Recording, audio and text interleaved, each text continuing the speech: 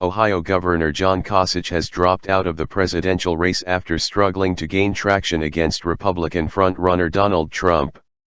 Mr. Kasich did not have a path to secure the nomination outright, but pledged to lobby for his candidacy during the Republican convention in July.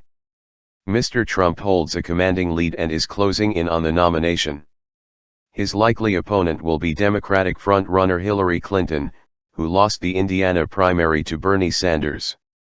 It was a surprise win for the Vermont senator, who continues to attract huge crowds to his rallies, but his opponent has an almost insurmountable lead.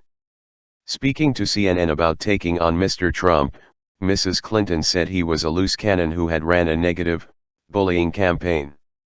The New York businessman has made a series of controversial remarks ever since he launched his White House bid by labeling Mexicans as rapists and criminals. Several senior Republicans said on Wednesday they will not back him, with some saying they would prefer to vote for Mrs. Clinton. Trump nomination divides Republicans.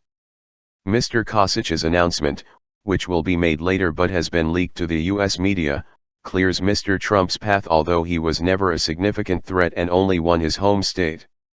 Earlier on Wednesday, he had released a Star Wars-themed advert describing himself as the only hope against Donald Trump.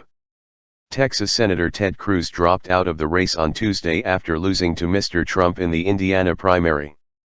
It is now certain Mr. Trump will have the 1,237 delegates needed to become the nominee before the July convention in Cleveland, Ohio.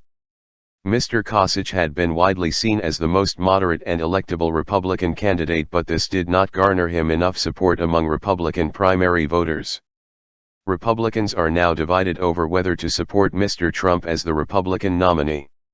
"If we nominate Trump, we will get destroyed, and we will deserve it," South Carolina Senator Lindsey Graham said on Tuesday.